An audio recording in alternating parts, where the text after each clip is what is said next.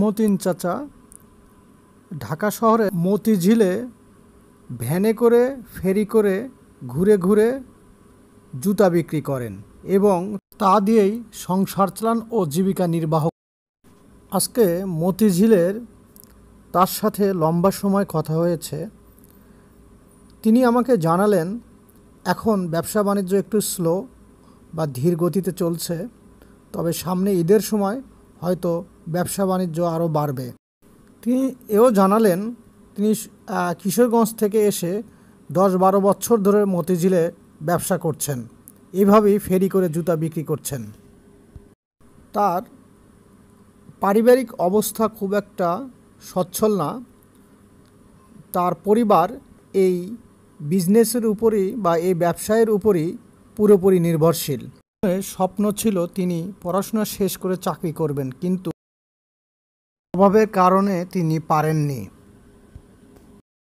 আমার চ্যানেলে আজকে প্রথম, তাদের কাছে আমি বিনীতভাবে অনুরোধ করব তারা যেন আমার চ্যানেলটি সাবস্ক্রাইব করেন এবং পুরো ভিডিওটি দেখবেন এবং কমেন্টস বক্সে মন্তব্য করে জানাতে পারেন ভিডিওটি কেমন লাগলো আপনাদের কাছে।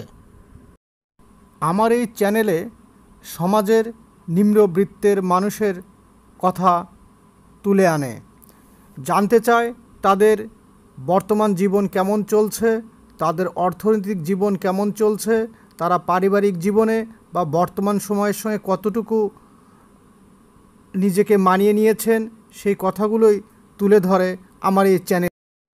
তার দৈনন্দিন জীবন কেমন যাচ্ছে সেই কথা আমি তার কাছ থেকে জানতে চেয়েছিলাম, কিন্তু তিনি তার বিষয়ে সঙ্গত কারণেই তিনি আমাকে বলেননি বা তার আমি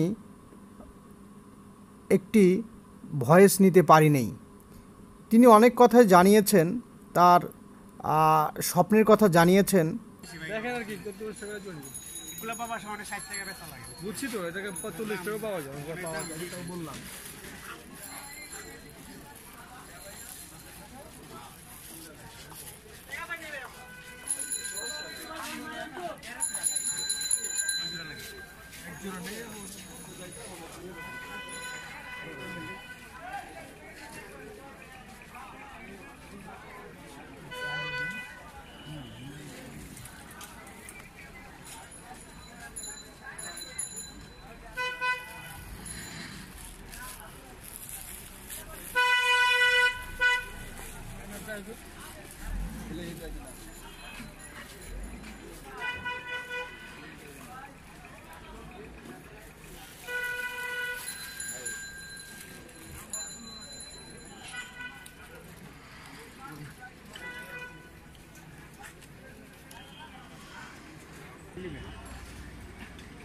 ভ্যান গাড়িতে আপনারা 50 টাকা থেকে শুরু করে 200 টাকার মধ্যে সকল ধরনের জুতা পাবেন, বাচ্চাদের জুতা পাবেন। তিনি সকাল 10টা থেকে শুরু করে রাত 10টা পর্যন্ত মতিঝিলের বিভিন্ন এলাকায় ঘুরে ঘুরে জুতা বিক্রি করেন। তবে তিনি ব্যক্তিগতভাবে বেশ ভালো আছেন, সুখে আছেন। তার 3 জন মেয়েকে তিনি বিয়ে দিয়েছেন, সে কথাও আমাকে জানিয়েছেন। পাশাপাশি তিনি সারাদিনে 1000 থেকে 1500 টাকা পর্যন্ত মুনাফা অর্জন করেন এই জুতা বিক্রি করেই।